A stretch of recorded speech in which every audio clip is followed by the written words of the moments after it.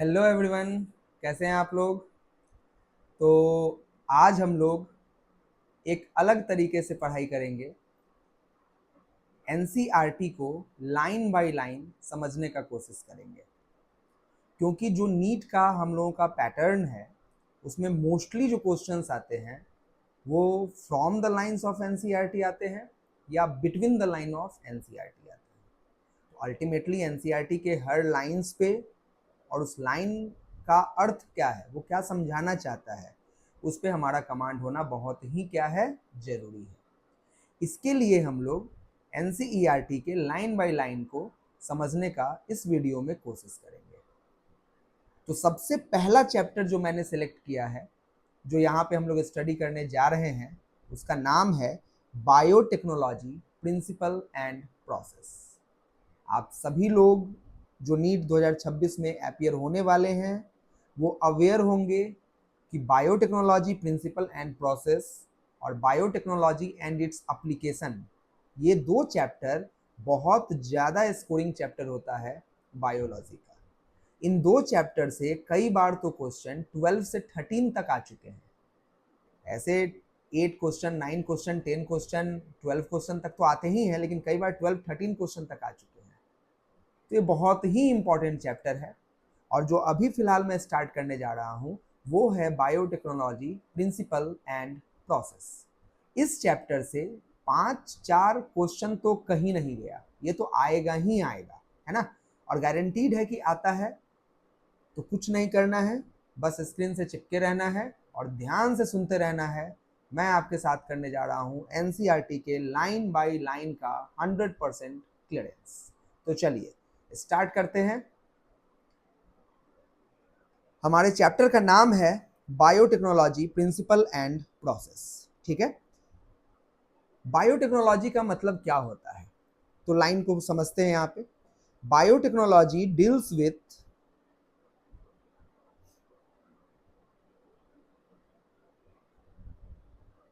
थोड़ा थिकनेस कम कर लिया जाए, ठीक है। चलिए, biotechnology deals with the technique of using live organism और enzyme from organism to produce product and processes useful to the human. ये लाइन कहना चाहता है कि बायोटेक्नोलॉजी एक ऐसे टेक्निक के साथ डील करता है जो या तो लिविंग ऑर्गेनिज्म जैसे बैक्टीरिया हो गया, फंजाई हो गया, प्लांट हो गया, एनिमल हो गया, या तो ये उनके साथ डील करता है या फिर उनसे निकाले हुए इंजाइम्स के साथ ये डील करता है। ये इंजाइम्स और ऑर्गेनिज्म को यूज किया जाता है टू प्रोड्यूस प्रोडक्ट। क्या प्रोड्यूस करने के लिए? प्रोडक्ट प्रोड्यूस करने के लिए। और ये प्रोडक्ट कौन सा प्रोडक्ट होगा? जो हमारे लिए यूजफुल होगा। बेकार का प्रोडक्ट हम क्यों बनाएंगे? तो जो यूजफुल प्रोडक्ट होगा उसके लिए हम इसका इस्तेमाल करते हैं। एंड ऑल्सो बच्चों, प्रोसेसेस यहाँ पे लिखा है, प्रोसेसेस के लिए भी। जैसे एक टॉपिक आता है जीन थेरेपी। जीन थेरेपी एक ऐसा तरीका होता है जिससे हम लोग क्या करते हैं कि अगर कोई जेनेटिकल बीमारी है तो उसको क्योर करने का कोशिश करते हैं, ट्राई करते हैं। और मोस्ट केस में ये ट्राई सक्सेसफुल भी होता है। तो जीन थेरेपी एक ट्रीटमेंट है। तो वो प्रोसेस ही तो हुआ। या डायग्नोस्टिक टेक्निक्स, जांच करने का जो टेक्निक्स वगैरह होता है, वो डायग्नोस्टिक टेक्निक्स जो होता है, जैसे एलिजा हो गया, ऑटो रेडियोग्राफी वाला टेक्निक हो गया, पीसीआर का बहुत सारा इस्तेमाल किया जाता है। तो ये सब क्या है? प्रोसेस है। तो कुल मिला के इस लाइन का जो मीनिंग है वो समझ में आ चुका है, useful to the humans. In this sense, making curd, beer or wine, which are all microbe mediated process, could also be thought as a form of biotechnology. बच्चों, बायोटेक्नोलॉजी ना दो प्रकार के होते हैं। जो अगर बायोटेक्नोलॉजी की बात की जाए तो वो दो टाइप के होते हैं, old biotechnology and new biotechnology. तो हम यहाँ पे बोल सकते हैं बायोटेक्नोलॉजी जो है वो दो प्रकार का है, एक है ओल्ड वन और एक है कौन सा? New one. जो ओल्ड बायोटेक्नोलॉजी होता है ना, इसमें हम लोग क्या करते हैं कि पहले तो माइक्रोब के नेचुरल कैपेबिलिटी को स्टडी करते हैं। जो माइक्रोब नेचुरली उसके अंदर ये कैपेबिलिटी है, जैसे लैक्टोबैसिलस। लैक्टोबैसिलस के पास नेचुरल कैपेबिलिटी है कि वो मिल्क को कर्ड में कन्वर्ट कर सकता है। तो हमने लैक्टोबैसिलस में कोई जेनेटिक चेंज नहीं किया, हमने सिर्फ लैक्टोबैसिलस को सेलेक्ट किया, उसको कल्चर किया ताकि उसका संख्या बढ़ सके, एंड देन उसको यूज किया इंडस्ट्रियल स्केल पे ताकि कर्ड का प्रोडक्शन हम लोग कर सके। तो इस प्रकार के बायोटेक्नोलॉजी को हम लोग कहते हैं ओल्ड बायोटेक्नोलॉजी, जिसके बारे में आपने माइक्रोब्स इन ह्यूमन वेलफेयर नाम के चैप्टर में भी बहुत सारे एग्जाम्पल्स को पढ़ा होगा। लेकिन अब जो जमाना आ चुका है ना बच्चों, वो कौन से बायोटेक्नोलॉजी का आ चुका है? न्यू बायोटेक्नोलॉजी का आ चुका है। जो न्यू बायोटेक्नोलॉजी होता है ये एक ऐसा बायोटेक्नोलॉजी होता है जिसमें हम लोग क्या करते हैं कि कोई ऑर्गेनिज्म है जिसके पास वो नेचुरल कैपेबिलिटी नहीं भी है, तो हम क्या करते हैं ना, डिजायर्ड जीन को, जो जीन, मान लो कोई प्रोडक्ट हमको बनाना है, फॉर एन एग्जांपल इंसुलिन बनाना है, तो इंसुलिन बनाने वाला जीन जो है वो हम ह्यूमन से एक्सट्रैक्ट कर लेंगे और उस जीन को हम इकोलाई में भेज देंगे। आप सोचो इकोलाई का इंसुलिन से क्या लेना देना है? कोई लेना देना नहीं है। लेकिन फिर भी हम क्या करेंगे, उस जीन को, इंसुलिन बनाने वाले को इकोलाई में भेज देंगे और इकोलाई से हम क्या बनवाने लग जाएंगे? तो इकोलाई से हम बनवाएंगे इंसुलिन। तो बताइए, इकोलाई को हमने आर्टिफिशियल कैपेबल बनाया और देन प्रोडक्शन किया कि नहीं किया? तो इस प्रकार के बायोटेक्नोलॉजी को हम लोग कौन सा बायोटेक्नोलॉजी कहते हैं बच्चों? New biotechnology. तो एनसीईआरटी यहाँ जो नाइल लिखा है, कर्ड बनाना, ब्रेड बनाना, वाइन बनाना, ये सब पहले के जमाने में ओल्ड बायोटेक्नोलॉजी से हुआ करता था। आज चूंकि इन सब का डिमांड बहुत ज्यादा है, सब लोग दही खाना चाहता है, ब्रेड का देखते ही हो कितना ज्यादा मार्केटिंग हो रहा है, वाइन भी बहुत सारे लोग आजकल पीने लग गए हैं, तो इन सब का प्रोडक्शन अब लार्ज स्केल पे बहुत ज्यादा करवाना पड़ता है। तो आज के डेट में नेचुरल माइक्रोब्स का भी इस्तेमाल होता है और उन माइक्रोब्स का भी इस्तेमाल होता है जिसको हमने न्यू बायोटेक्नोलॉजी के तहत डिजाइन किया है। क्लियर है? तो कुल मिला के ओल्ड तरीका हो या न्यू तरीका हो, है तो किसका तरीका? बायोटेक्नोलॉजी का। और क्या आपको मालूम है पहला बायोटेक प्रोडक्ट कौन है? तो लुइस पास्टर साहब के द्वारा क्रिएट किया गया सबसे पहला बायोटेक प्रोडक्ट है अल्कोहल। क्लियर है? और ऐसे बोलोगे सदियों से बनता आ रहा हो तो दही बनते आ रहा है, लेकिन पता नहीं था ना उसके बारे में। पता तो तब चलता है ना जब हम लोग स्टडी करते हैं उसके बारे में। तो सबसे पहला जो बायोटेक प्रोडक्ट बना है उसका नाम क्या है? अल्कोहल। चलिए, लाइन क्लियर है? However, it is used in a restricted sense today to refer to such of those processes which use genetically modified organism to achieve the same on a larger scale. अभी just हमने यही बताया कि पहले natural capability के आधार पे बनाया जाता था, लेकिन उससे बहुत ज्यादा नहीं बनेगा। तो however, it is used in restricted sense today. आज के डेट में ये ज्यादातर इस्तेमाल नहीं होता है, restricted है ना, to refer to such of those processes which use genetically modified organism to achieve the same on a larger scale. यहाँ पे genetically modified organism का इस्तेमाल होता है। Further, many processes techniques are also included under biotechnology. बहुत सारे processes हैं, techniques हैं जो बायोटेक्नोलॉजी में इंक्लूड किए गए हैं। जैसे ये सब तो ऊपर पढ़ ही लिए, प्रोडक्शन वगैरह। इसके अलावा प्रोसेसेस में हम बता ही दिए, जीन थेरेपी हो गया, डायग्नोस्टिक टेक्निक्स हो गया, सीवेज ट्रीटमेंट हो गया बच्चों, जो कचरा वाला पानी होता है उसको साफ करने का मैकेनिज्म जिसको सीवेज ट्रीटमेंट कहा जाता है। इसके अलावा जो आप जानते हो कि टेस्ट ट्यूब बेबी प्रोग्राम, बहुत सारे जो कपल होते हैं मेल और फीमेल, वो इनफर्टाइल हो जाते हैं, किसी कारणवश इनफर्टाइल हो जाते हैं। और जब वो इनफर्टाइल हो जाते हैं तो वैसे केस में क्या होता है कि उन कपल्स को अगर बच्चा चाहिए होता है तो वो आईवीएफ का इस्तेमाल करते हैं, इन विट्रो फर्टिलाइजेशन का इस्तेमाल करते हैं। और जो इन विट्रो फर्टिलाइजेशन होता है बच्चों, ये एक ऐसा टेक्निक होता है जिसमें टेस्ट ट्यूब बेबी प्रोग्राम को यूज किया जाता है। मेल गैमिट फीमेल गैमिट को बाहर निकाल के और बाहर फर्टिलाइज करवाया जाता है। तो ये आइडिया भी ना बायोटेक्नोलॉजी के ऊपर आधारित है बच्चों। Test tube baby program idea is also based on biotechnology. For example, in vitro fertilization leading to test tube baby synthesizing a gene and using it, है ना, synthesizing and gene using it, developing a DNA vaccine और correcting a defective gene। यही correcting a defective gene यानी कि gene therapy. अब आप समझिए, पहला तो टेस्ट ट्यूब बेबी हमने आपको समझा दिया, अब दूसरा है जीन को सिंथेसाइज कीजिए और उसको यूज कीजिए। आप बोलोगे जीन हम कैसे सिंथेसाइज करेंगे? तो बच्चों मॉलिक्यूलर बेसिस ऑफ इनहेरिटेंस नाम का चैप्टर आपने पढ़ा। अच्छा, उस चैप्टर में आपने पढ़ा किसके बारे में? ह्यूमन जीनोम प्रोजेक्ट के बारे में पढ़ा। प्लस उस चैप्टर में ये भी आइडिया मिला कि ह्यूमन जीनोम प्रोजेक्ट के अलावा और भी ऑर्गेनिज्म का जीनोम प्रोजेक्ट चलता है। अब ये सारे जीनोम प्रोजेक्ट जो होते हैं उसका क्या मकसद था कि जितने भी ऑर्गेनिज्म होंगे उनका जो जेनेटिक कॉन्स्टिट्यूशन है उसका सीक्वेंस क्या है उसका आइडिया मिल जाए, जीन का लोकेशन का पता मिल जाए, प्लस जीन का जो सीक्वेंस है उसका आइडिया मिल जाए। जब सब आइडिया हमको मिल चुका है तो हम काहे ह्यूमन के बॉडी से जो है जीन निकालते चलेंगे हर जगह। सीक्वेंस मालूम है ना, सीक्वेंस डाटाबेस पे लिखा हुआ है ना, तो बस उस सीक्वेंस के जैसा एक नया सीक्वेंस हम लोग डीएनए सीक्वेंसर मशीन के माध्यम से बना लेंगे। सेंगर साहब ने इतना मेहनत करके डीएनए सीक्वेंसिंग का टेक्निक बताया, फायदा उठाओ, साइंस का फायदा उठाओ, है ना। तो डीएनए आज के डेट में ना लिविंग ऑर्गेनिज्म से एक्सट्रैक्ट करने की कोशिश कम की जाती है, उसको सिंथेसाइज ज्यादा किया जाता है। तो इसलिए एनसीईआरटी कहता है जीन को तुम करो सिंथेसाइज और फिर उस जीन को यूज करो किस चीज में, डीएनए वैक्सीन बनाने में। यानी कि आप जीन को सिंथेसाइज करके वैक्सीन बना सकते हैं। अब आप सोचोगे सर ये क्या कमाल लिख दिया, वैक्सीन मतलब वैक्सीन तो आपने पढ़ा ह्यूमन हेल्थ एंड डिजीज नाम के चैप्टर में कि वैक्सीन जो होता है उसको डेवलप करने वाले मतलब father of vaccination Edward Jenner थे।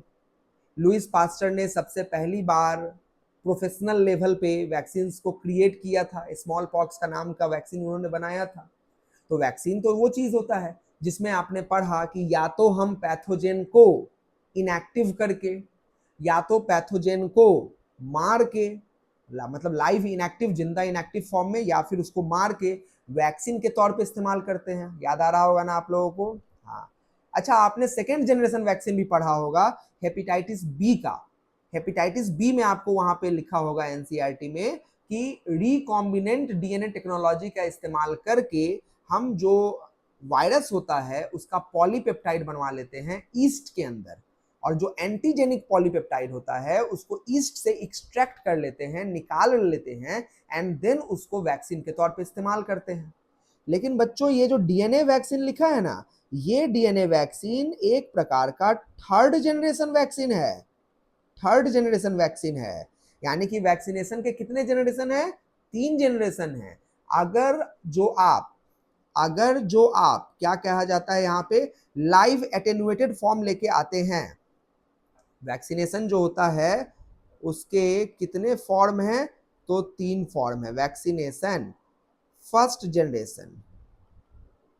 जनरेशन, दूसरा कौन हो जाएगा, सेकेंड जनरेशन, और तीसरा कौन हो जाएगा, third generation.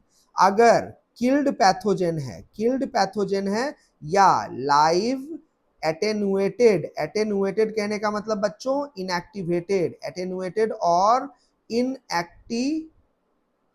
Inactivated pathogen used as vaccine, जैसा कि स्मॉल पॉक्स में यूज हुआ था। जो स्मॉल पॉक्स होता है, ओरल पोलियो वायरस वैक्सीन होता है, और भी भर भर के इसके एग्जाम्पल्स हैं। ये सारे वैक्सीन जो होते हैं उसमें या तो पैथोजेन को हम मार देते हैं या फिर उसको जिंदा ही रखते हैं, लेकिन कौन से फॉर्म में रखते हैं, इनएक्टिवेटेड फॉर्म में रखते हैं। तो इस जनरेशन ऑफ वैक्सीन को कौन सा जनरेशन कहते हैं बच्चों, फर्स्ट जनरेशन कहते हैं। लेकिन अगर हम रिकॉम्बिनेंट डीएनए टेक्नोलॉजी का इस्तेमाल करें, बस वही चैप्टर अभी हम लोग पढ़ रहे हैं, what is recombinant DNA technology. तो अगर हम रिकॉम्बिनेंट डीएनए टेक्नोलॉजी का इस्तेमाल करें और रिकॉम्बिनेंट डीएनए टेक्नोलॉजी का इस्तेमाल करके क्या बनाएं, एंटीजेनिक पॉलीपेप्टाइड बनाएं, एंड देन उस पॉलीपेप्टाइड को एक्सट्रैक्ट करके वैक्सीन के तौर पे इस्तेमाल करें, तो ये कौन सा जनरेशन कहलाएगा बच्चों, second generation. Antigenic polypeptide in host cell and then extract, वहां से निकालिए and use it as vaccine, जिसका सबसे शानदार एग्जांपल है बच्चों hepatitis B virus vaccine. Hepatitis B virus vaccine जो है वो इसका सबसे परफेक्ट एग्जांपल है। और ये किसके अंदर बनवाया गया था बच्चों, ये बनवाया गया था ईस्ट के अंदर बनवाया गया था, है ना। तो ये है सेकेंड जनरेशन वैक्सीन। लेकिन यहाँ जो एनसीईआरटी लिखा है ना, वो एक नए जनरेशन की बात कर रहा है बच्चों, और वो कौन सा जनरेशन है, third generation. Third generation vaccine जो होता है ना, उसको हम लोग डीएनए वैक्सीन कहते हैं। कौन सा वैक्सीन कहते हैं, डीएनए वैक्सीन। अब सोचो जरा, तुमने क्या किया, हेपेटाइटिस बी का जो जीन था, जो उसके एंटीजेनिक पॉलीपेप्टाइड को बनाता था, उस जीन को निकाला तुमने, और उस जीन को तुमने किसके अंदर डाला, ईस्ट के अंदर डाला। और ईस्ट के अंदर डालने के बाद तुमने क्या किया कि ईस्ट के अंदर जब वो पॉलीपेप्टाइड बन गया होगा, तो उस पॉलीपेप्टाइड को तुमने वहां से क्या किया, एक्सट्रैक्ट किया और फिर ह्यूमन के शरीर में डाला। तो ह्यूमन भी तो ऑर्गेनिज्म है, ह्यूमन भी तो एनिमल है, और ह्यूमन अगर एनिमल है तो ह्यूमन के पास भी वही सेल है, वैसा ही सेल है। तो क्यों नहीं हम हेपेटाइटिस बी का जीन निकाल कर डायरेक्टली ह्यूमन के सेल में इंजेक्ट कर दें। नहीं सोच सकते हो, अगर हम डायरेक्टली ह्यूमन के सेल में जीन को इंजेक्ट कर देंगे तो क्या होगा, वो जीन ह्यूमन के सेल के न्यूक्लियस के क्रोमोसोम में जाएगा और ह्यूमन के जीनोम के साथ इंटीग्रेट कर जाएगा। ध्यान से सुनना, ह्यूमन के सेल के न्यूक्लियस के जीनोम में जाएगा, मतलब क्रोमोसोम के पास जाएगा, और क्रोमोसोम में जाके जीनोम के साथ क्या होगा, जुड़ जाएगा, इंटरेक्ट कर जाएगा। दोनों भाई भाई है, इंटरेक्ट कर जाएगा। और जब इंटरेक्ट कर जाएगा तो इसकी वजह से जब हमारा जीन एक्सप्रेस होगा, ट्रांसक्रिप्शन और ट्रांसलेशन करेगा, तो उसका भी कभी ना कभी करेगा। और अगर उसका भी करेगा तो हमारा वाला प्रोटीन बनाएगा, लेकिन उसका वाला जीन तो उसका वाला प्रोटीन बनाएगा। और जब उसका प्रोटीन हमारे सेल से बाहर आएगा तो उस प्रोटीन को हम अपना मानेंगे कि पराया मानेंगे। भले बना हमारे शरीर में है, लेकिन वो अपना तो नहीं होगा, वो तो होगा पराया ही ना जी, क्योंकि ईस्ट के हेपेटाइटिस बी के जीन से बना है, तो होगा तो वो पराया ही। तो फिर क्या करेगा, हमारा जो इम्यून सिस्टम होगा, वो इम्यून सिस्टम उसको कैसा मानेगा, अपना मानेगा कि फॉरेन मानेगा, उसको वो फॉरेन मानेगा। और जैसे ही वो उसको फॉरेन मानेगा तो उसके खिलाफ क्या डेवलप कर देगा, इम्यूनिटी। तो बताइए जरा, थर्ड जनरेशन वैक्सीन एक नया रिवोल्यूशन लाया है कि नहीं लाया है। बच्चों आज के डेट में ना मार्केट में हेपेटाइटिस बी का दोनों प्रकार का वैक्सीन अवेलेबल है, सेकेंड जनरेशन भी अवेलेबल है और थर्ड जनरेशन भी अवेलेबल है। तो आप समझ रहे हैं पावर ऑफ बायोटेक्नोलॉजी क्या खतरनाक है। तो डीएनए वैक्सीन समझ में आया कि नहीं आया, क्लियर है। और आप इस जीन का कहाँ इस्तेमाल कर सकते हैं, करेक्टिंग अ डिफेक्टिव जीन। बच्चों correcting a defective gene, defective gene है, कोई जीन डिफेक्ट हो गया है, जैसे मान लो एक आदमी है, जिस आदमी को क्या हो गया है, स्किड नाम का प्रॉब्लम हो गया है। स्किड, स्किड का फुल फॉर्म क्या होता है बच्चों, severe combined immuno deficiency syndrome हो गया है। एक ऐसा प्रॉब्लम हो गया है जिसमें उस आदमी का इम्यून सिस्टम बहुत भयानक लेवल पे डेफिशिएंट हो गया है। भाई क्यों हुआ है, ये इसलिए हुआ है due to absence of maturation of lymphocyte भाई साहब मैच्योर नहीं कर पा रहे हैं। लिम्फोसाइट भाई साहब बोलने का मतलब बी एंटी लिम्फोसाइट, ये मैच्यूरेट नहीं कर पा रहा है। और ये क्यों नहीं मैच्यूरेट कर पा रहा है ये भाई साहब, ये इसलिए नहीं मैच्यूरेट कर पा रहा है, they do not maturate because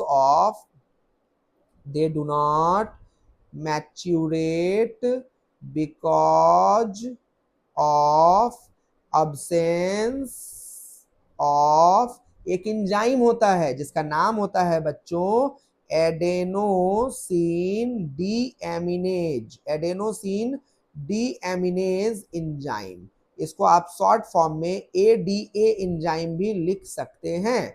ADA enzyme के अब्सेंस से भाई साहब, ये एडीए एंजाइम कहां से आता है हम लोगों के शरीर में, ये एडीए एंजाइम जो होता है कोडेड बाय कौन सा gene, ADA gene.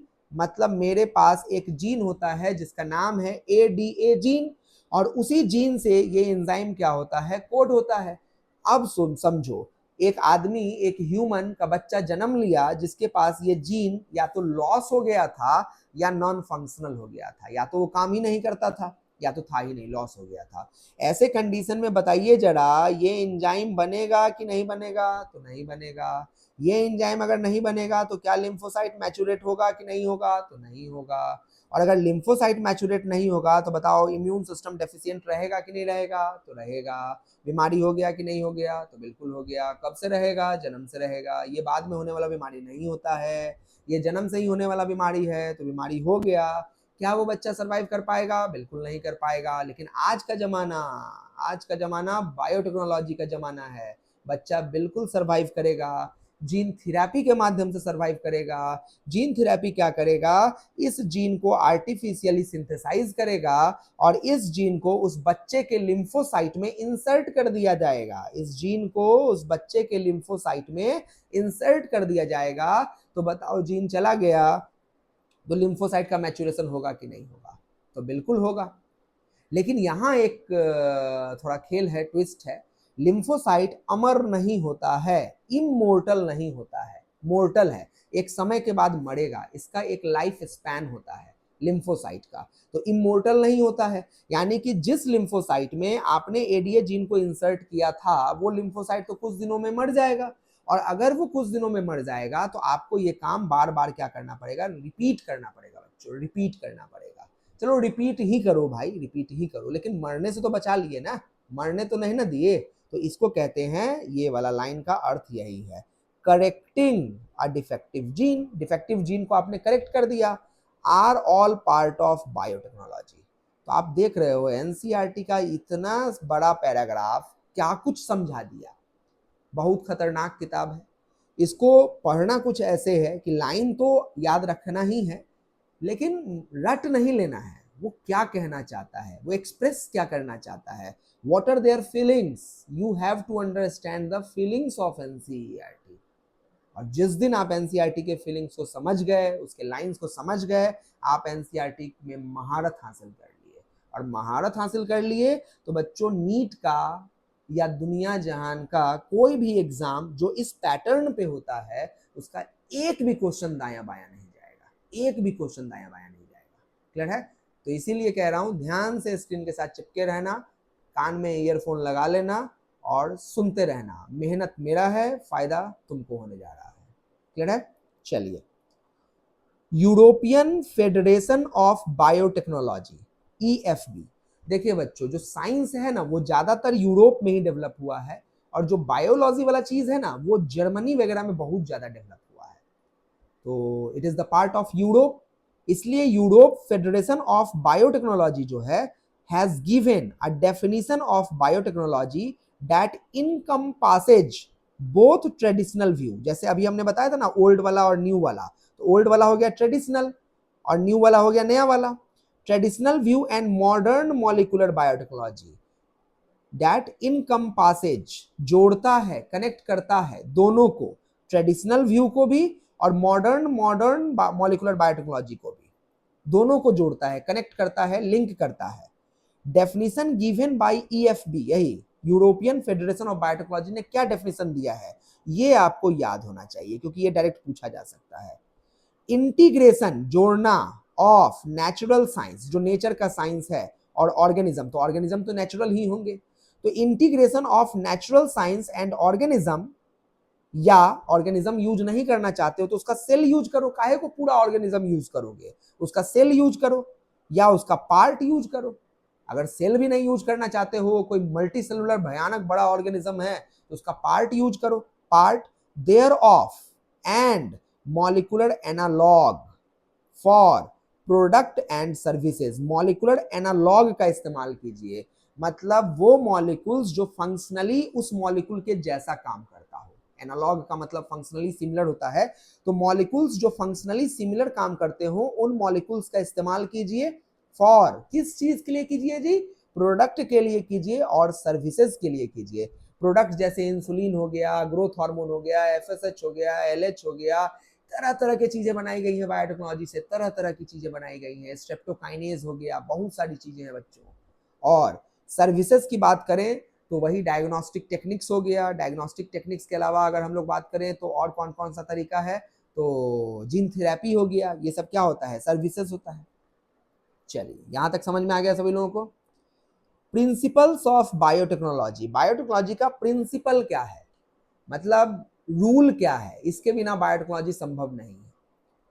Among many, the two core techniques that enabled birth of modern biotechnology are, देखो बच्चों मॉडर्न पे फोकस किया जा रहा है, ओल्ड पे नहीं। तो among many, two core technique, बहुत सारे प्रिंसिपल्स हैं, लेकिन दो को मेन माना गया है क्योंकि वो दोनों के बिना आगे काम नहीं बढ़ पाएगा, है ना। पहला है जेनेटिक इंजीनियरिंग। जेनेटिक इंजीनियरिंग का मतलब है बायोटेक्नोलॉजी से आप कोई चीज बनवाना चाहते हैं तो तरीका मालूम होना चाहिए ना। अब कोई इंजीनियर है, सिविल इंजीनियर है, और उसको घर बनाने का नक्शे नहीं बनाने आता है, उसको कैसे घर बनाएगा इसका आइडिया ही नहीं आता है, तो क्या सिविल इंजीनियरिंग करेगा। मैकेनिकल इंजीनियरिंग है, उसको अगर मशीन बनाने का टेक्नोलॉजी ही नहीं पता है तो क्या मैकेनिकल इंजीनियर बनेगा।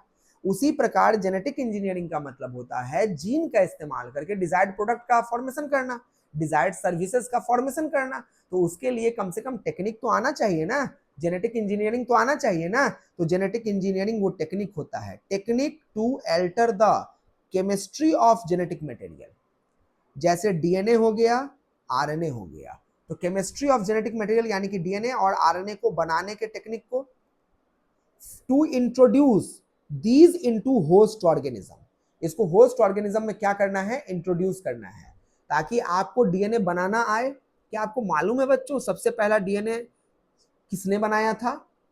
अगर आप सोच रहे हैं खुराना साहब, तो जवाब है आपका गलत। बनाया था कॉरनबर्ग साहब ने। कॉरनबर्ग साहब से कुछ नाम याद आया क्या? कॉरनबर्ग साहब ने ही सबसे पहले एक डीएनए पॉलीमरेज 1 को प्रोक्रियोट में स्टडी किया था, जिस वजह से डीएनए पॉलीमरेज 1 का नाम कॉरनबर्ग एंजाइम रखा गया है। चलो ये तो टॉपिक से हट के बात थी। To introduce these into the host organism and thus change the phenotype of host organism. अब कोई होस्ट ऑर्गेनिज्म है, उसका जो फिनोटाइप है, फिजिकल अपीयरेंस है उसका, है ना, एक्सटर्नल अपीयरेंस है उसका, वो तो उसके जीनोटाइप पे ही डिपेंड करता है। भाई जैसा जीन मेरे पास होगा वैसा ही ना मेरा अपीयरेंस होगा। मेरे पास जीन ही है जो मेरे आंखों के कलर को ब्लैक रखता होगा, ब्राउन रखता होगा, तो मेरा आंख का कलर ब्लैक या ब्राउन होगा। अब मेरे पास जीन होता जो मेरे आंख के कलर के लिए ब्लू कलर रिस्पॉन्सिबल रखता, तो मेरे आंख का कलर ब्लू होता। तो बाहर से तुम देखते कि अरे हाँ आंख का कलर ब्लू है, तो जीन की वजह से ना है। अगर हम गोरे हैं तो इसका मतलब किसकी वजह से है, जीन की वजह से। अगर हम काले हैं तो किसकी वजह से है, जीन की वजह से। यानी कि सारा खेल कौन खेलता है, जीन। दिखता फिनोटाइप है लेकिन खिलाड़ी कौन है, जीनोटाइप, जेनेटिक कॉन्स्टिट्यूशन होता है। लेकिन अगर आप उस होस्ट में किसी और के जीन को इंट्रोड्यूस कर दीजिएगा तो आपको नहीं लगता है कि उस जीन के जाने की वजह से उस होस्ट के फिनोटाइप में कुछ कुछ कुछ कुछ बदलाव आ जाएगा, आएगा ना जी। तो बिल्कुल बदलाव आएगा। और अगर ये बदलाव आएगा तो वही लाइन में एनसीईआरटी यहाँ कह रहा है कि फिनोटाइप चेंज होगा कि नहीं होगा। समझ में आ गया? चलिए बहुत बढ़िया। ये हो गया पहला, जेनेटिक इंजीनियरिंग। जेनेटिक इंजीनियरिंग कहता है टेक्निक आना चाहिए डीएनए आरएनए बनाने का, ताकि उसको होस्ट में भेज सकें, ताकि होस्ट के फिनोटाइप को हम अपने हिसाब से अल्टर चेंज कर सकें। डन। चलिए bio process engineering, maintenance of sterile. Sterile कहने का मतलब होता है बच्चों माइक्रोब फ्री इन्वायरमेंट, साफ सुथरा इन्वायरमेंट। अगर हमने हाथ को बढ़िया से साफ कर लिया तो मेरा हाथ स्टेराइल हो गया। अगर सर्जिकल इंस्ट्रूमेंट को हमने बढ़िया से पानी में रख के बॉइल्ड करके अल्कोहल से पोंछ लिया तो वो इंस्ट्रूमेंट स्टेरलाइज्ड इंस्ट्रूमेंट हो गया। मतलब एक ऐसा चीज जो माइक्रोब जहां पाया नहीं जाएगा, क्योंकि माइक्रोब हमें आंखों से नहीं दिखाई देता है। तो एकदम कैसा इन्वायरमेंट होना चाहिए, स्टेराइल होना चाहिए, माइक्रोबियल कॉन्टामिनेशन फ्री होना चाहिए, एम्बियंस जगह। इन chemical engineering processes to enable the growth of only desired microbe या eukaryotic cell in large quantity for the manufacture of biotechnology product, जैसे एंटीबायोटिक हो गया बच्चों, वैक्सीन्स हो गया, इंजाइम्स हो गया, वगैरह वगैरह। यानी कि ये सारे सामान जो हम लोग बनाते हैं वो या तो माइक्रोब का इस्तेमाल करके बनाते हैं या यूकैरियोटिक सेल का इस्तेमाल करके बनाते हैं। अब अगर माइक्रोब का इस्तेमाल करके बनाते हैं तो आप सोचो ना कि आपने फॉर एन एग्जांपल इकोलाई चुना और कहा साहब हम इकोलाई पे काम करेंगे। आपने एक प्लेट लिया, लैब में गए आप, लैब में टेबल होगा, टेबल पे प्लेट रखा, प्लेट में कल्चर मीडिया रखा और उस कल्चर मीडिया में आपने क्या रखा, इकोलाई रखा। अब सोचो उस लैब में हवा नहीं है क्या? उस लैब में टेबल पे भी माइक्रोब होगा, आपके हाथों में भी माइक्रोब होगा, उस हवा में भी माइक्रोब होगा, और क्या सिर्फ इकोलाई होगा ना?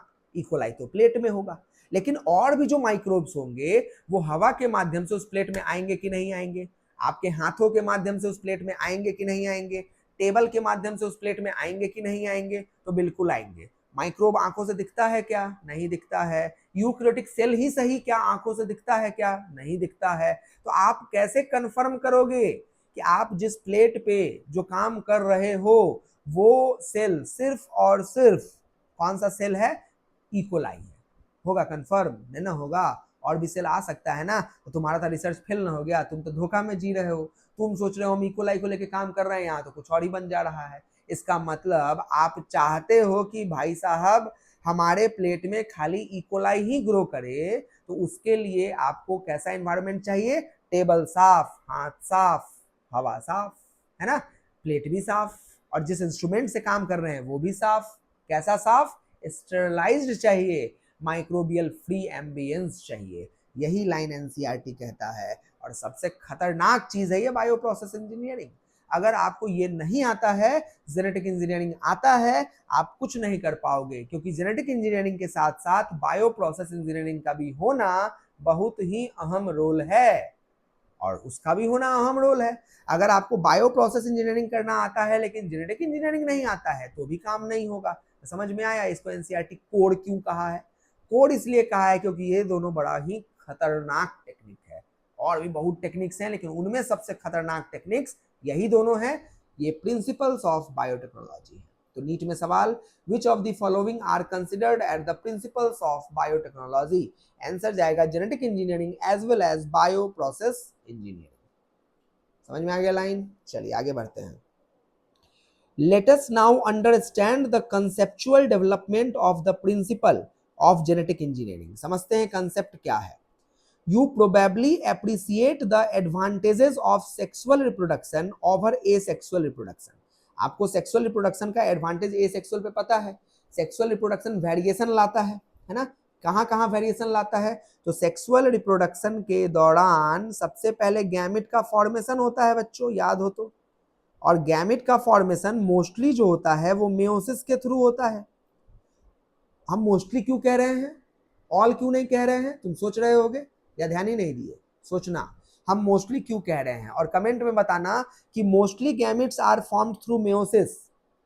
इसका मतलब some gametes are formed through mitosis. आपको बताना है कहाँ माइटोसिस से होता है, तभी तो मुझे पता चलेगा कि तुम स्क्रीन के साथ चिपके हुए हो कि नहीं और लाइन क्लियरली समझ रहे हो कि नहीं। इंटरटेनमेंट आपको इस वहाँ पे मेरे साथ नहीं मिलेगा। आपको इंटरटेनमेंट अगर पढ़ाई करने से मिलता है तो बिल्कुल इंटरटेनमेंट मिलेगा, लेकिन अगर तरह तरह की बातों को करने से, इधर उधर की बातों को सुनने से, शेरो शायरी करने से इंटरटेनमेंट मिलता है, तो फिर आप अभी ही दूसरे चैनल पे स्विच कर जाएं। यहाँ पे ऐसा आपको कुछ भी अवेलेबल होने वाला नहीं है। क्लियर है? तो हाँ, इस क्वेश्चन पे आप बने रहना और ये मुझे कमेंट करके जरूर बताना। तो मेयोसिस के थ्रू होता है, और मेयोसिस में होता है एक प्रोसेस जिसका नाम है क्रॉसिंग ओवर। याद है? Crossing over, crossing over. और जो क्रॉसिंग ओवर वाला फिनोमेना होता है उसमें एक्सचेंज ऑफ जेनेटिक मटेरियल होता है ना। और जैसे ही एक्सचेंज होता है, इस चक्कर में क्या होता है, पार्ट होता है क्रोमोसोम का एक्सचेंज, तो इस चक्कर में क्या होता है, वेरिएशन आएगा कि नहीं आएगा, न्यू पॉसिबिलिटीज बनेंगी, न्यू कॉम्बिनेशंस बनेंगे। तो पहला वेरिएशन का जड़ तो मेयोसिस से है, और दूसरा वेरिएशन हो जाता है फर्टिलाइजेशन। एक मेल का, एक फीमेल का, और दो गैमेट अगर फर्टिलाइज करेगा तो एक वेरिएशन आएगा कि नहीं आएगा, तो दूसरा होता है फर्टिलाइजेशन। हम लोगों के दिमाग में ना ज्यादातर बच्चों फर्टिलाइजेशन ही फिट रहता है। हमसे कोई पूछता है कि सेक्सुअल रिप्रोडक्शन के दौरान कैसे वेरिएशन आता है, तो हम बोल देते हैं फर्टिलाइजेशन। हाँ सही जवाब है, लेकिन अधूरा जवाब है, मेयोसिस की वजह से भी आता है। तो जिसके अंदर माइटोसिस होता होगा, गैमेट बनता होगा, और वो सेक्सुअल रिप्रोडक्शन करता होगा, तो क्या उसके अंदर वेरिएशन नहीं आएगा? आएगा, फर्टिलाइजेशन लाएगा। लेकिन हम लोगों के अंदर तो मेयोसिस भी होता है और फर्टिलाइजेशन भी होता है, इसलिए हम लोगों में डबल लेवल पे वेरिएशन आ रहा है कि नहीं आ रहा है? समझ में आया कि नहीं आया? डन? चलिए the former provides opportunities for variation, opportunity हमने समझा दिया मेयोसिस के दौरान और फर्टिलाइजेशन के दौरान, and formulation of unique technique, unique combination of genetic setup. अब मेयोसिस में भी यूनिक सेटअप होगा और फर्टिलाइजेशन में भी यूनिक सेटअप होगा, some of which may be beneficial to the organism as well as the population.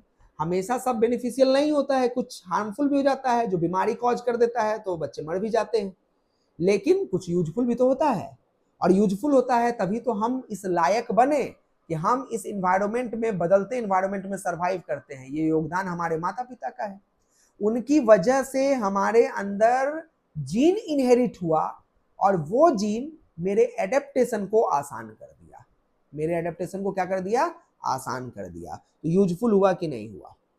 Asexual reproduction preserves the genetic information while sexual reproduction permits variation। asexual reproduction में कोई change नहीं होता है, तो जैसा जीन था वैसा ही जीन अगले जनरेशन में गया, वैसा ही जीन अगले जनरेशन में गया, तो कोई एक्सचेंज नहीं। तो अगर हम चाहते हैं जीन सदियों तक चेंज ना हो तो एसेक्सुअल रिप्रोडक्शन, लेकिन वातावरण तो चेंज होगा, हमको रहना इसी इन्वायरमेंट में है और इस इन्वायरमेंट में रहना है, और ये जीन मेरे फिनोटाइप को डिसाइड करता है, मेरे एक्सप्रेशन को डिसाइड करता है। वातावरण चेंज हो रहा है और मेरा वातावरण के साथ इंटरेक्शन है, इन्वायरमेंट का ऑर्गेनिज्म के साथ इंटरेक्शन होता है।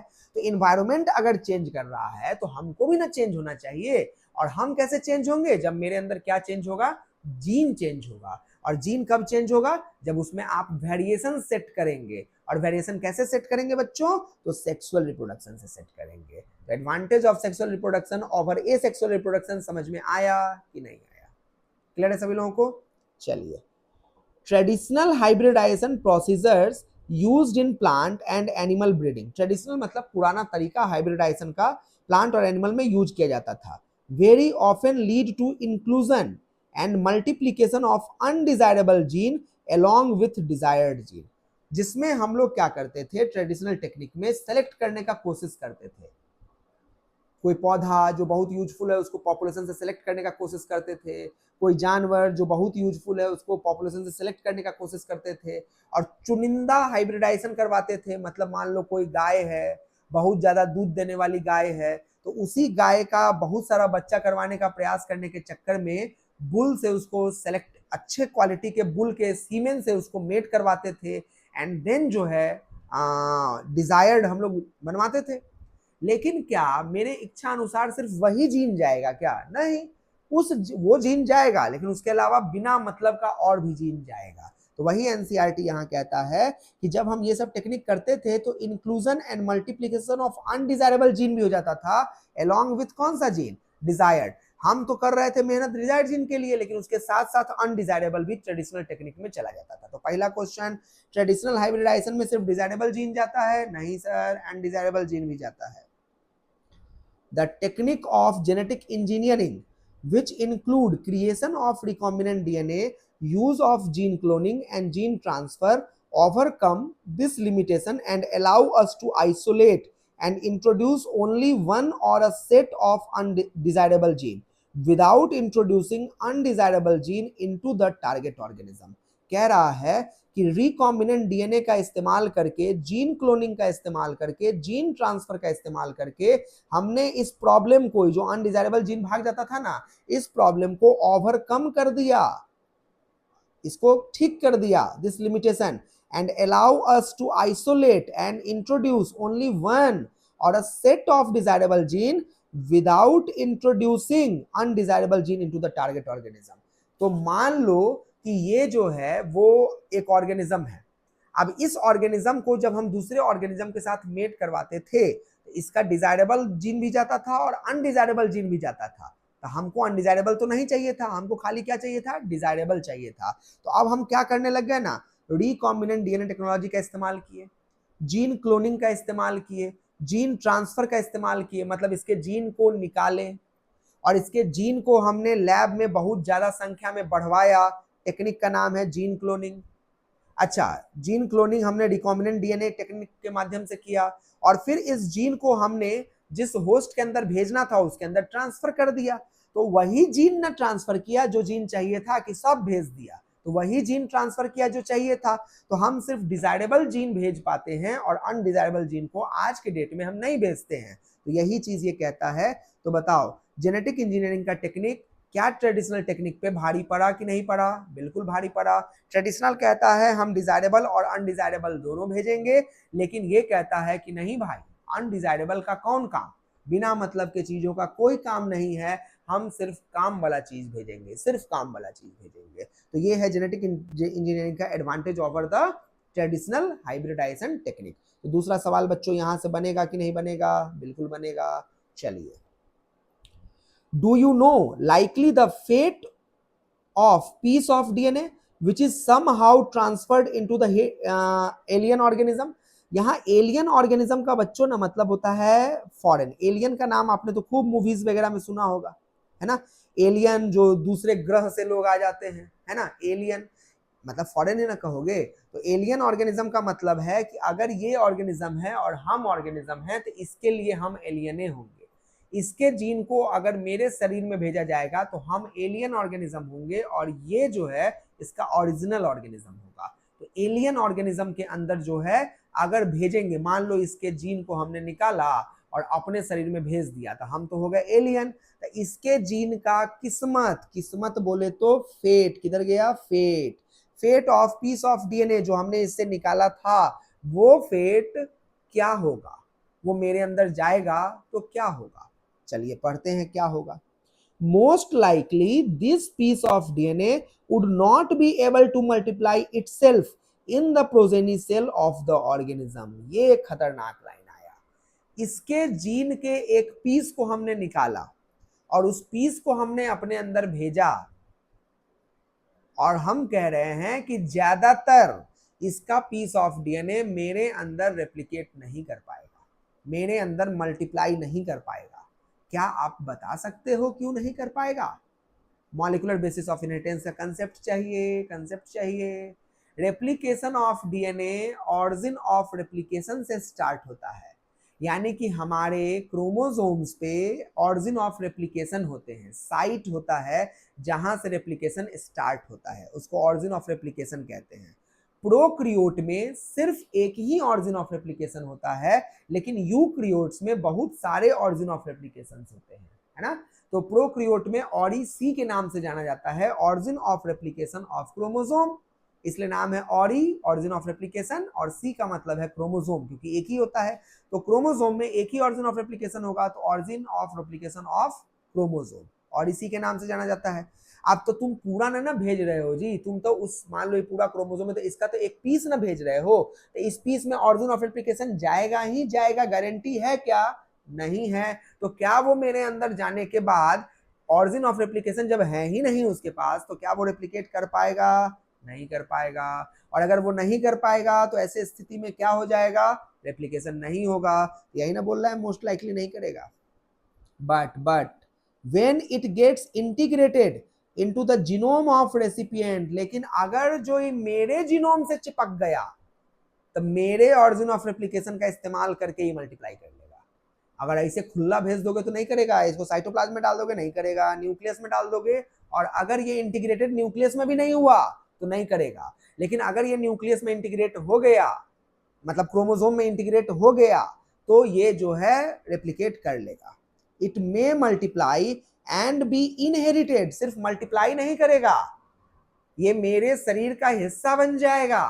और अगर जो, चूंकि हम सेक्सुअली रिप्रोड्यूसिंग ऑर्गेनिज्म है, तो मेरा सोमैटिक सेल, आपको अगर मालूम हो तो सेक्सुअली रिप्रोड्यूसिंग ऑर्गेनिज्म में सोमैटिक सेल जो होता है वो गैमेट का फॉर्मेशन नहीं करता है, और जो जर्मिनल सेल होता है उससे किसका फॉर्मेशन होता है? गैमेट का फॉर्मेशन होता है। जर्मिनल सेल से गैमेट का फॉर्मेशन होता है।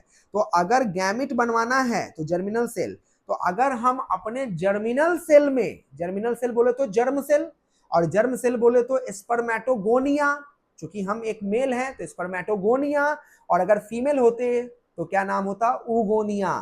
तो जर्म सेल में भेज दिया जाएगा, तो उस जीन को निकालो, जर्म सेल में भेजो, जर्म सेल से जाएगा गैमेट में, और गैमेट से जाएगा हमारे अगले जनरेशन यानी कि जाइगोट में। बताओ इनहेरिट हुआ कि नहीं हुआ? ये जीन, इसका जीन आज से पहले मेरे जर्मिनल सेल में नहीं था, आज हमने इसका जीन निकाला, मेरे जर्मिनल सेल में भेजा, मेरा जर्मिनल सेल क्या हुआ, गैमिट बनाया, और संयोग से वो जीन गैमिट का भी पार्ट बन गया, तो मेरे बच्चे में जाएगा कि नहीं जाएगा? तो बताइए इनहेरिट होगा कि नहीं होगा? तो इनहेरिट भी होगा और मल्टीप्लाई भी होगा along with the host DNA. This is because the alien piece of DNA has become the part of chromosome. और इसी तरीके से जो इसका डीएनए एलियन डीएनए था वो हमारे क्रोमोसोम का क्या बन गया? पार्ट बन गया, which has the ability to replicate, जिसके पास किस चीज की एबिलिटी होगी? रेप्लिकेट करने की.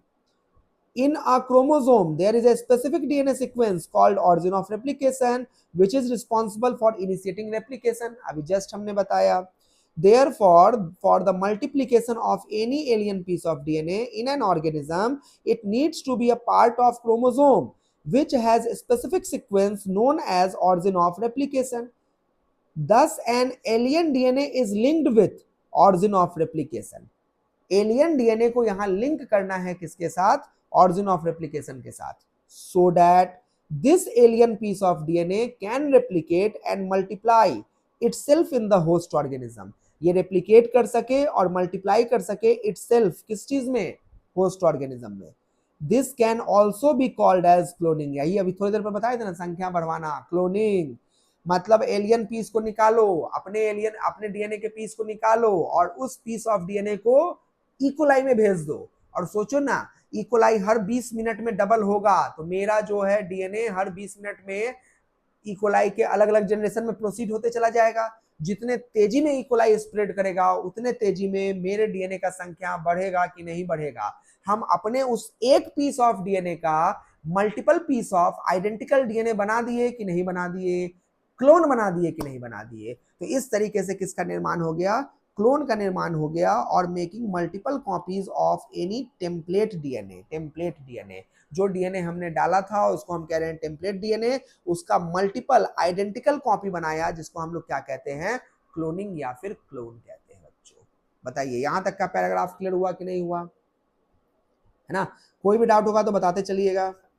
Let us now focus on the first instance of the construction of an artificial recombinant DNA molecule. समझते हैं पहली बार ये टेक्निक कैसे बनाया गया होगा. The construction of first recombinant DNA. Recombinant DNA किसको कहा जाता है? रिकॉम्बिनेंट डीएनए किसको कहा जाता है? देखो रिकॉम्बिनेंट डीएनए जो होता है ना वो रिकंबाइन होके बना है. और क्या क्या रिकंबाइन हुआ है? तो दो चीज तो होना ही चाहिए. तो एक है alien piece of DNA, alien piece of DNA. तो एलियन पीस ऑफ डीएनए हो गया, अब प्लस एक ऐसा डीएनए जिसके पास ऑरिजिन ऑफ रेप्लिकेशन होता हो, क्योंकि इन भाई साहब के पास तो ऑरिजिन ऑफ रेप्लिकेशन नहीं होता है. एलियन पीस ऑफ डीएनए के पास मोस्टली तो ऑरिजिन ऑफ रेप्लिकेशन नहीं ना होगा, तो आपको तो किसी और के अंदर भेजना है, तो आपको एक ऐसे डीएनए के साथ उसको जोड़ना होगा, इनकॉर्पोरेट करना होगा जो उसके पास अपना ऑरिजिन ऑफ रेप्लिकेशन होता हो कि ना होता हो, होता हो. और भी बहुत सारी क्वालिटीज होने चाहिए. उसको हम कहते हैं डीएनए को ढोने वाला, डीएनए को कैरी करने वाला, है ना? Carrier of the DNA vector कहा जाता है, वेक्टर ऑफ द डीएनए. तो वेक्टर को अगर एलियन पीस के साथ आपने जोड़ दिया तो एक नया डीएनए कंस्ट्रक्ट हुआ कि नहीं हुआ? एक नया डीएनए बना कि नहीं बना? वो जो नया डीएनए कंस्ट्रक्ट हुआ है उस नए कंस्ट्रक्टेड डीएनए को हम लोग कौन सा डीएनए कहते हैं? रिकॉम्बिनेंट डीएनए कहते हैं. कौन सा डीएनए? रिकॉम्बिनेंट डीएनए, है ना? Emerged from the possibility of linking a gene encoding in antibiotic resistance. Alien piece of DNA का नाम लिखा है क्योंकि पहली बार ऐसा काम किया जा रहा है. तो साइंटिस्ट साहब ने क्या किया? एक जीन लिया और एक ऐसा जीन लिया जो किसको कोड करता है? एंटीबायोटिक रेसिस्टेंस को. फॉर एन एग्जाम्पल यहाँ पे अगर हम बात करें तो एंटीबायोटिक रेसिस्टेंस को मतलब ये एक जीन लिया गया और ये जीन किसको कोड करता है? एंटीबायोटिक रेसिस्टेंस को. Gene coding for, gene coding for antibiotic resistance ले लिया. अब क्या किया कि इस पीस ऑफ जीन के पास do not have origin of replication, lack origin of replication, it lacks origin of replication. तो ऑरिजिन ऑफ रेप्लिकेशन लैक करता है, तो अब इसको अगर हम किसी दूसरे में भेजेंगे तो दूसरे के भरोसे भेज देंगे जी, तो अपना इसको शक्ति पावर कुछ दे के भेजेंगे, तो शक्ति दे के भेजेंगे तो कम से कम ये शक्ति तो दे के भेजो कि रेप्लिकेट तो करो जाके भाई, पहला काम तो करो तुम, है ना। तो इसके लिए क्या करेंगे, इस डीएनए को हम लोग क्या करेंगे ना, इनकॉर्पोरेट कर देंगे। किसके साथ, इसको इनकॉर्पोरेट कर देंगे, तो हम यहाँ पे बोल सकते हैं incorporates with, it will be incorporated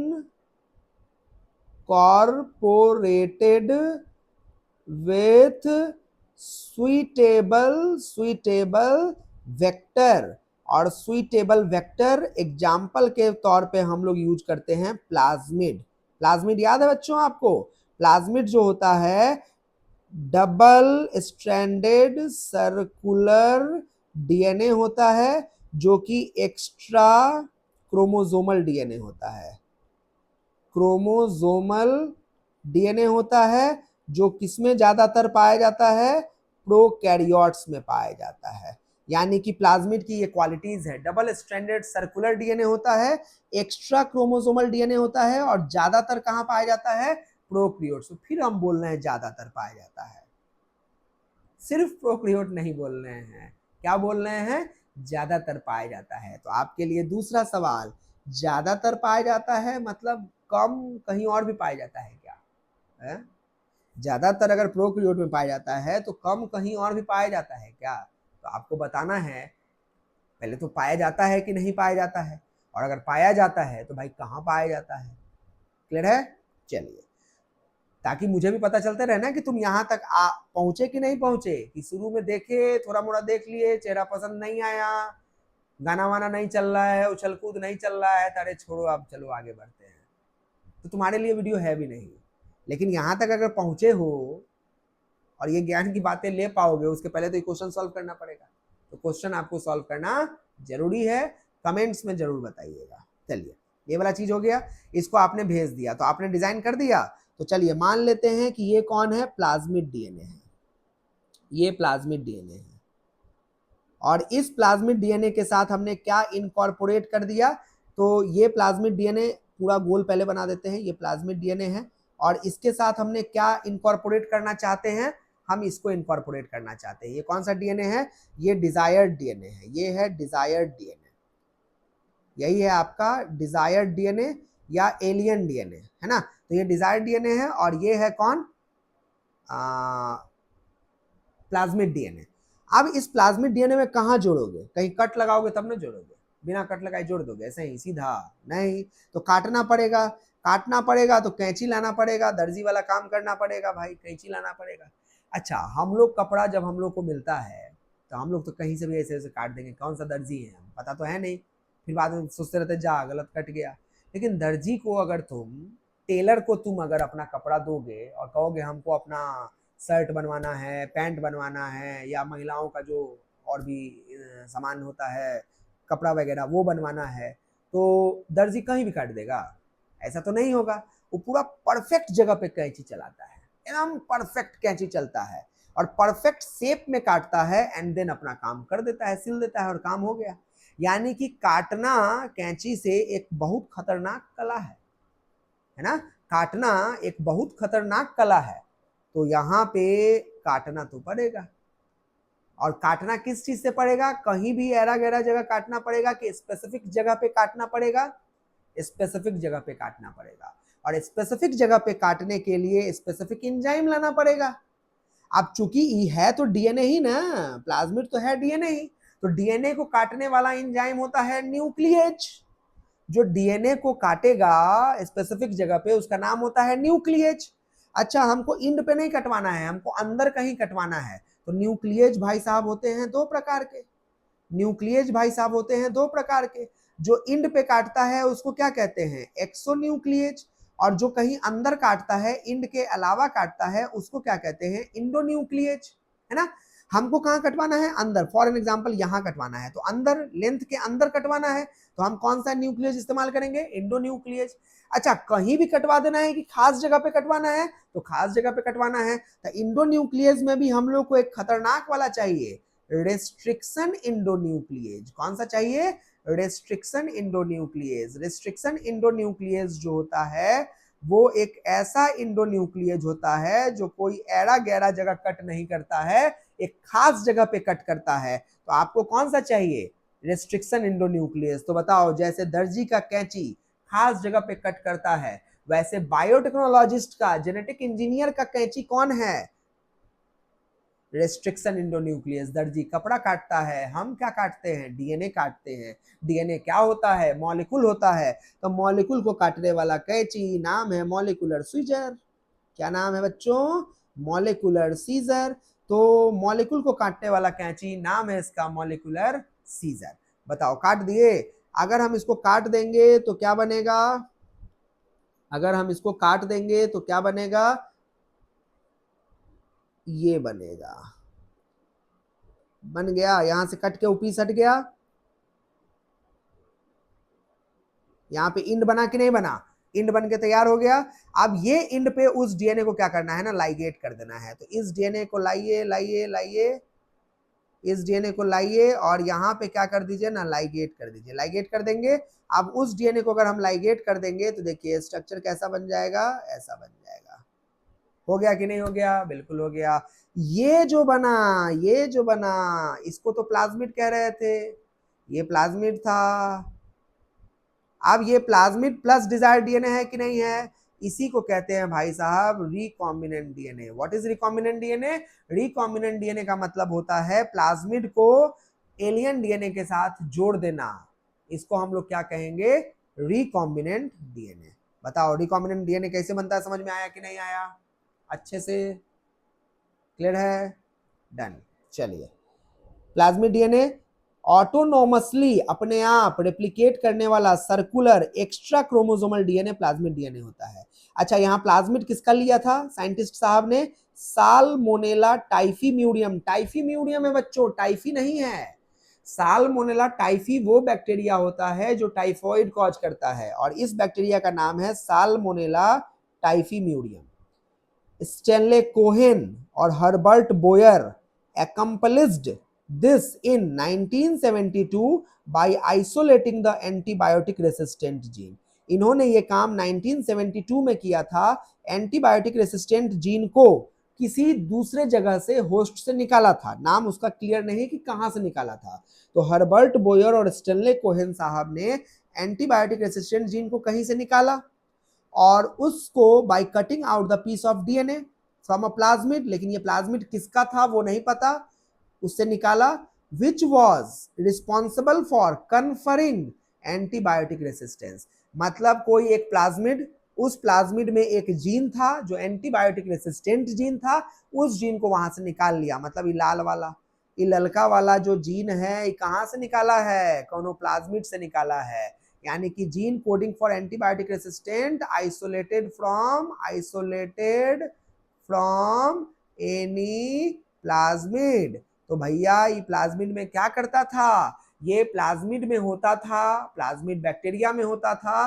तो बैक्टीरिया में प्लाज्मिड के होने से ये जीन होता था, और इस जीन के होने से उस बैक्टीरिया को उस एंटीबायोटिक से बचाव मिलता था, रेसिस्टेंस मिलता था। जैसे मानो ना ये एंटीबायोटिक एम्पिसिलिन है, तो अगर कोई प्लाज्मिड में एम्पिसिलिन रेसिस्टेंट जीन है और ये प्लाज्मिड किसी बैक्टीरिया में है, तो उस बैक्टीरिया में एम्पिसिलिन एंटीबायोटिक डालोगे ना तो बैक्टीरिया नहीं मरेगा, क्योंकि उसके पास कौन सा जीन है, एंटीबायोटिक रेसिस्टेंट जीन है। एंटीबायोटिक रेसिस्टेंट जीन है बच्चों। The cutting of DNA at a specific location become possible by with the discovery of so-called molecular seizure। बिल्कुल सही बात, मॉलिकुलर सीजर। नाम क्या है उसका, रेस्ट्रिक्शन एंजाइम। क्या नाम है, restriction enzyme. The cut piece of DNA was then linked with plasmid DNA. Cut piece of DNA को किसके साथ लिंक करना है, प्लाज्मिड डीएनए के साथ लिंक करना है। फिगर बना के दिखा दिए। These plasmid DNA act as vector। ये प्लाज्मिड डीएनए किसकी तरह काम करता है, वेक्टर, ढोने वाला। To transfer the piece of DNA attach to the it, उस डीएनए को ट्रांसफर कर देगा। You probably know that mosquito act as an insect vector to transfer the malarial parasite in human body। अगर याद हो तो एक प्रोटोजोआ होता है जिसका नाम है प्लाज्मोडियम, और इस प्लाज्मोडियम को मॉस्क्यूटो, और मॉस्क्यूटो में भी कौन, फीमेल एनोफिलिस, क्या करती है, कैरी करती है, और कैरी करके इसको कहां पहुंचाती है, carry and transverse in human के अंदर ट्रांसफर करती है। तो बताओ एनोफिलिस किसकी तरह काम कर रही है, वेक्टर की तरह काम कर रही है। हालांकि यहां हम वेक्टर जीन ट्रांसफर वाले करने वाले को कह रहे हैं, लेकिन यहां वेक्टर हम ऑर्गेनिज्म ट्रांसफर करने वाले को कर रहे हैं। प्लाज्मोडियम को हमारे शरीर में ट्रांसफर कौन करता है, एनोफिलिस। तो बताओ एनोफिलिस भी एक वेक्टर की तरह काम किया कि नहीं किया, बिल्कुल किया। In the same way, a plasmid can be used as a vector to deliver an alien piece of DNA into host organism। तो इसी प्रक्रिया से हम लोग डीएनए ट्रांसफर करवाएंगे, ऑर्गेनिज्म नहीं। The linking of antibiotic resistant gene with the plasmid vector become possible with the enzyme DNA ligase। क्या करना होगा, इसको जोड़ना भी ना होगा, ऐसे ही जुड़ जाएगा कि जोड़। अच्छा अच्छा अच्छा अच्छा, ये न्यूक्लियेज क्या किया था बच्चों, न्यूक्लियस जो है डीएनए को कट किया था। अब सवाल उठता है डीएनए के कौन से बॉन्ड को काटा था भाई साहब, डीएनए के कौन से बॉन्ड को काटा था। डीएनए में बहुत सारे बॉन्ड्स होते हैं, कौन से बॉन्ड को काटेगा, हाइड्रोजन बॉन्ड, सोचना भी मत, बड़ी मार लगेगा, हाइड्रोजन बॉन्ड बिल्कुल नहीं। तो कौन सा बॉन्ड होगा, ग्लाइकोसिडिक लिंकेज। तुम तो डीएनए का पोस्टमार्टम कर दिए जी, ग्लाइकोसिडिक लिंकेज भी नहीं। अरे वही वाला ना जो सबसे बाहर की तरफ होता है। मान लो ये डीएनए है और ये डीएनए है, तो सबसे बाहरी कौन सा बॉन्ड मिलेगा जी, फॉस्फोडाइस्टर बॉन्ड। कौन सा बॉन्ड, फॉस्फोडाइस्टर बॉन्ड। अगर नहीं आता है तो बायोमोलिक्यूल्स रिवाइज कीजिए, हम आपको बायोमोलिक्यूल का भी जब एनसीईआरटी सेशन लाएंगे तो समझाएंगे। बायोमोलिक्यूल रिवाइज कीजिए, और नहीं तो ऐसे भी मेरे चैनल पर डीएनए का स्ट्रक्चर हमने समझा रखा है। फॉस्फोडाइस्टर बॉन्ड, तो न्यूक्लियेज कौन से बॉन्ड को ब्रेक करता है, ब्रेक्स फॉस्फोडाइस्टर बॉन्ड। इस बॉन्ड को ब्रेक करेगा तो फिर इन दोनों के फॉस्फोडाइस्टर को बनाएंगे तब ना जुड़ेगा जी। यहाँ पे फॉस्फोडाइस्टर अगर आप नहीं बनाइएगा तो क्या वो जुड़ेगा, नहीं जुड़ेगा। तो जुड़ने के लिए आपको क्या करना पड़ेगा, डीएनए लाइगेज। लाइगेज बोले तो लाइगेट कर देगा, लाइगेज का मतलब होता है लाइगेशन, और लाइगेशन का मतलब होता है जोड़ने वाला। चलो एक चीज तुम्हारा मेमोरी टेस्ट लेते हैं, जो डीएनए लाइगेज होता है वो एंजाइम के किस क्लास का एग्जाम्पल है, biomolecule chapter, classification and nomenclature of enzyme.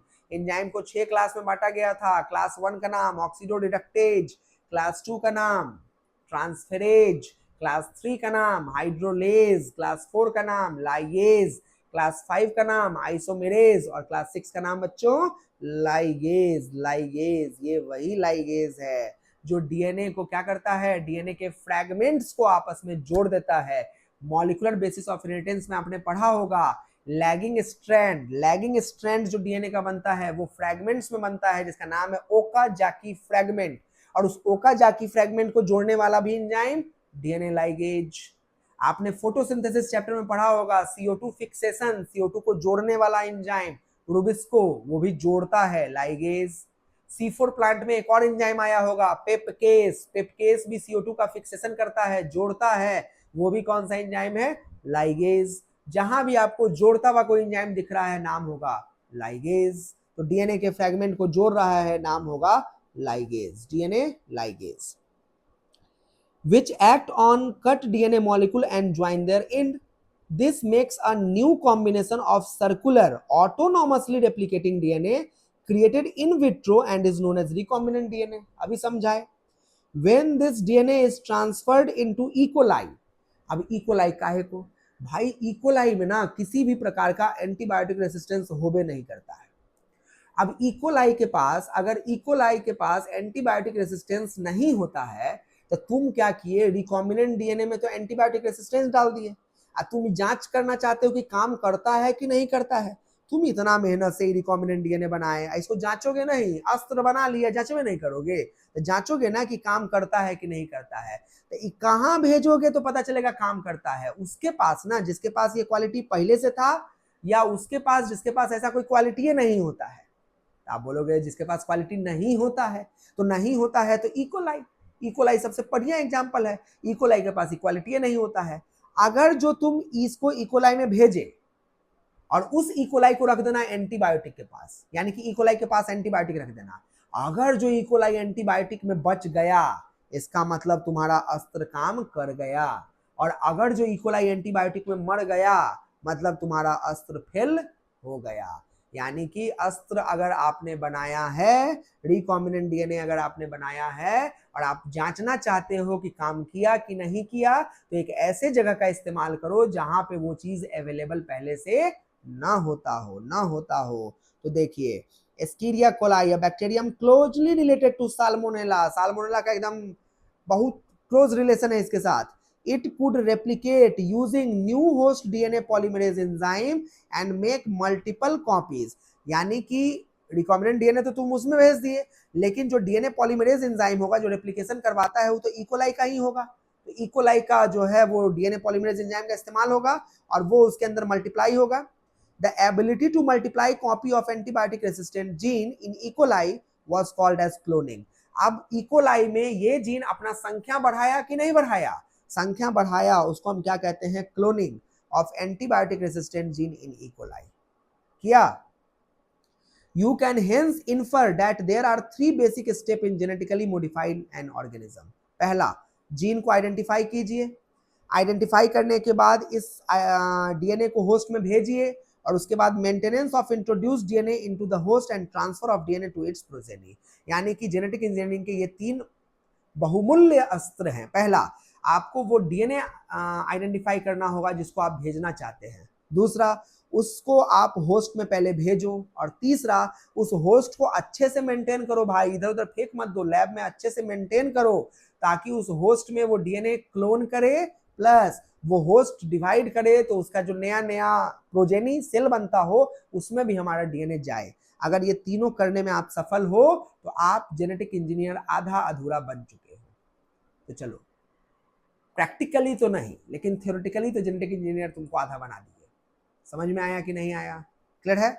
तो चलिए, यहां पे हम लोग एक छोटा सा ब्रेक लेते हैं और दूसरे वाले पार्ट में मिलेंगे आगे वाले टॉपिक के साथ, क्योंकि आगे वाला टॉपिक एक नए फॉर्मेट पे है, उसमें टूल्स हम लोगों को पढ़ना है। तो इस चैप्टर को हम लोग दो भाग में खत्म करेंगे। एक पार्ट यहाँ पे आपका कंप्लीट होता है, अगले पार्ट में tools of recombinant DNA technology होगा जिसमें पूरे चैप्टर को इंक्लूड कर लिया जाएगा। ठीक है, चलिए, मजा आया होगा, समझ में आया होगा, बहुत बढ़िया। तब तक के लिए सभी लोगों को धन्यवाद।